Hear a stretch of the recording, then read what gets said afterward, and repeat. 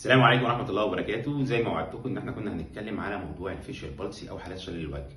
في الموسم بتاع الجو البارد شباب كتير بيحصل لهم حالات شلل الوجه.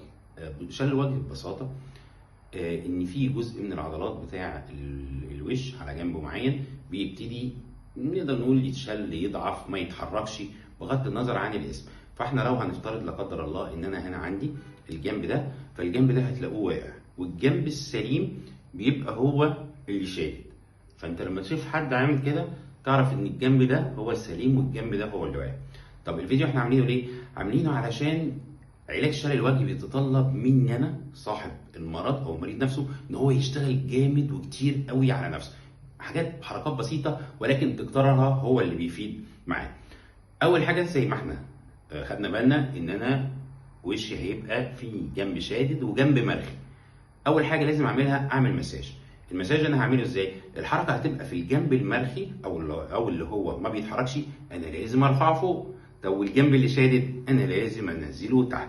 فانا افضل احرك وشي باتجاه، افضل احرك ايدي على وشي باتجاه الجنب اللي مش بيتحرك، ارفعه دايما لفوق، والجنب السليم عندي بحاول انزله لتحت. ده قد ايه؟ كتير جدا جدا جدا جدا.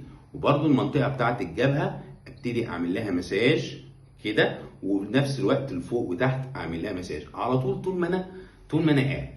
في نصايح تانية مهمة ان انا احاول انفخ بلالين قدر المستطاع طول ما انا قاعد، احاول انفخ بلالين، احاول اصفر، احط البان، يستحسن لبان تقيل زي اللبان البلدي، احطه في بقي على طول واحاول اشغل بقي خصوصا على الجنب اللي هو فيه المشكلة.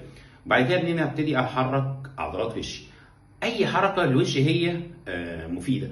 استخدم المرايه وابتدي اعمل قدامها تمارين ان انا ارفع حواجبي، انزلهم او اغمض عيني، ارفع مناخيري، احرك بقي لورا وقدام على قد ما اقدر، واحاول ان انا اركز ان انا اخلي الحركه فيها سيمتريه، ان انا احاول اخلي الجنبين بتوع وشي قد بعض.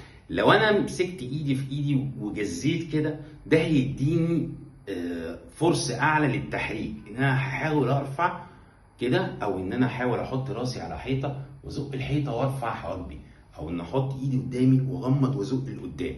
انا هحاول ارفع على قد ما اقدر، اكرر كل حركه 10 مرات وابتدي اريح. هرفع حواجبي 10 مرات، بعدها اغمض عيني اغمضها 10 مرات، بعد كده ارفع مناخيري، وبقي هحاول ان انا اجيبه ورا اجيبه قدام، واحاول على قد ما اقدر ان انا انفخه بالهواء وافضل محافظ على الهواء ده. ممكن بطرف ايدي احاول احافظ ان ما يحصلش انسياب للهواء من بقي وبعد كده اسيبه. التمارين دي اعملها كم مره في اليوم؟ مليون مره في اليوم، طول ما انا تعبان وطول ما انا مواظب على جلسات العلاج الطبيعي وطول ما انا مواظب على الادويه بتاعتي لحد ما اتحسن ان شاء الله. ودمتم سالمين. السلام عليكم ورحمه الله وبركاته.